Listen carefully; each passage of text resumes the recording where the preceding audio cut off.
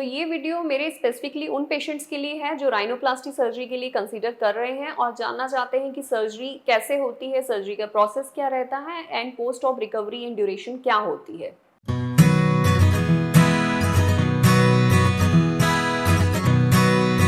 Hi, I'm Dr. Akanksha, board certified plastic surgeon. Today we'll discuss about planning and procedure of rhinoplasty surgery.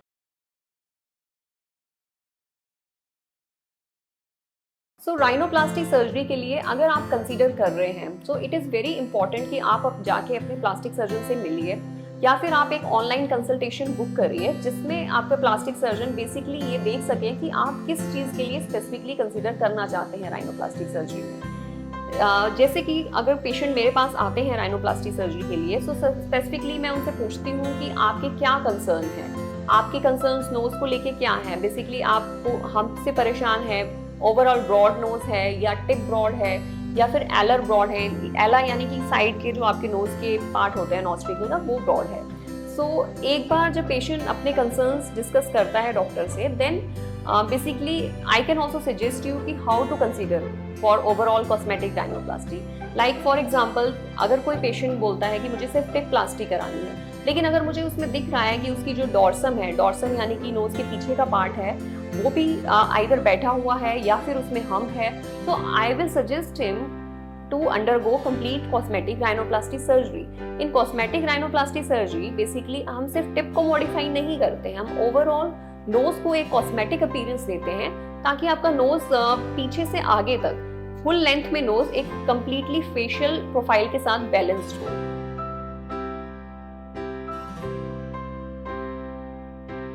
जब आपके specific concerns address होते हैं rhinoplasty surgery की consultation के बाद कुछ इन्वेस्टिगेशंस होती हैं जो कि ब्लड की इन्वेस्टिगेशंस रहती हैं, वो आप करवाएंगे and date of surgery decide करेंगे। जब डेट ऑफ सर्जरी डिसाइड हो जाती है, you will get admitted in the morning and specifically I prefer to do rhinoplasty surgery in the morning only, because morning में आप when you undergo rhinoplasty surgery by the next day और the same day evening you can be discharge also.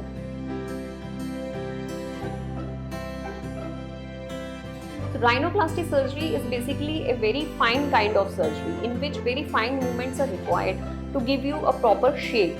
Like जब हम tip पे work करते हैं, specifically rhinoplasty बहुत patients में आपने देखा होगा, राइनोप्लास्टी सर्जरी होने के बाद भी उनकी टिप ब्रॉड की ब्रॉड रहती है। राइनोप्लास्टी सर्जरी सिर्फ ये नहीं है कि हमने नोज को पीछे से पतला कर दिया बट हमने टिप को देखा ही नहीं, टिप पे कोई वर्क नहीं किया।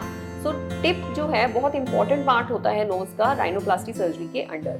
सर्जरी की duration usually 3 hour to 4 hour and that can extend up to 6 hour because that will depend and vary from patient to patient. Because कुछ पेशेंट्स में राइनोप्लास्टी सर्जरी में हम नोज से ही बोन हार्वेस्ट कर लेते हैं, जिसमें हम सेप्टम से बोन हार्वेस्ट करते हैं। बट कुछ पेशेंट में सेप्टम पहले से टूटा है या फिर उनका ENT सर्जरी DNS की हुई है, तो वो सेप्टम हमें मिलता नहीं है। देन हमें सेकेंडरी कहीं और से बोन लेनी पड़ती है, मोस्ट लाइकली हम चेस्ट में से वो बोन हार्वेस्ट करते हैं। अब वो बोन हार्वेस्ट करने में एक्स्ट्रा 1-1.5 hour हमारा जो ऑपरेटिव टाइम होता है वो बढ़ जाता है। सर्जरी 3 घंटे से लेकर 6 घंटे तक चल सकती है एंड सर्जरी फिनिश होने पे नोज के ऊपर एक प्लास्टर, छोटा सा प्लास्टर या फिर हम उसको नेजल स्प्लिंट कहते हैं, वो नोज के ऊपर प्लेस किया जाता है।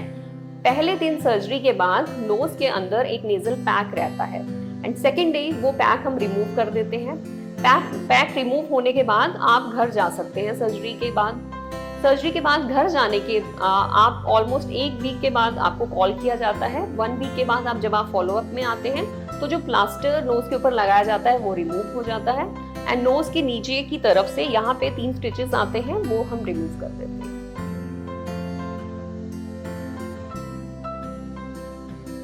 बहुत से पेशेंट का ये क्वेश्चन रहता है कि हमें ओपन राइनोप्लास्टी के लिए जाना चाहिए या क्लोज राइनोप्लास्टी के लिए।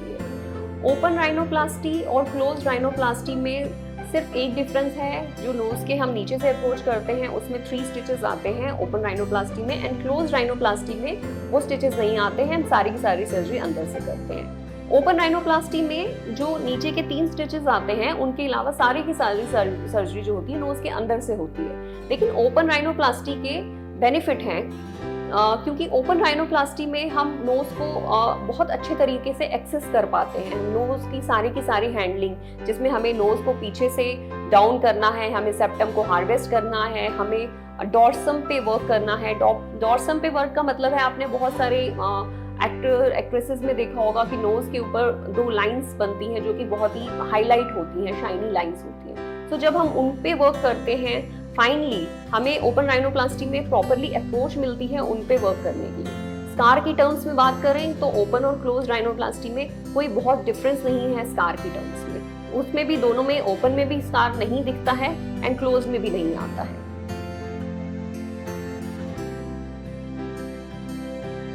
राइनोप्लास्टी का रिकवरी टाइम क्या रहता है? राइनोप्लास्टी का recovery time first day of discharge से ऑलमोस्ट 7 डेज आफ्टर डिस्चार्ज, यानी कि 7 दिन बाद आपको जब दोबारा बुलाया जाता है तो 7 दिन के बाद हम नोज़ के ऊपर जो प्लास्टर होता है हम उसको रिमूव कर देते हैं। जब प्लास्टर रिमूव होता है, स्टिचेस रिमूव हो जाते हैं, उसके बाद you are almost free with the surgical part.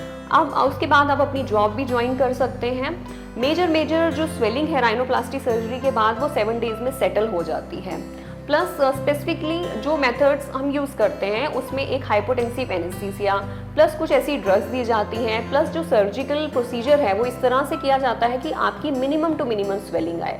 Swelling राइनोप्लास्टिक surgery में आइज़ के नीचे आती है, नोज़ के ऊपर, नोज़ की टिप पे आती है, जो कि सेटल हो जाती है measure by 2 weeks, and slowly rest of the swelling will settle in another 2 to 3 weeks. So rhinoplasty, basically it is a very wide topic. We'll discuss more about rhinoplasty in another videos. You can subscribe to our channel. Thank you. Stay tuned.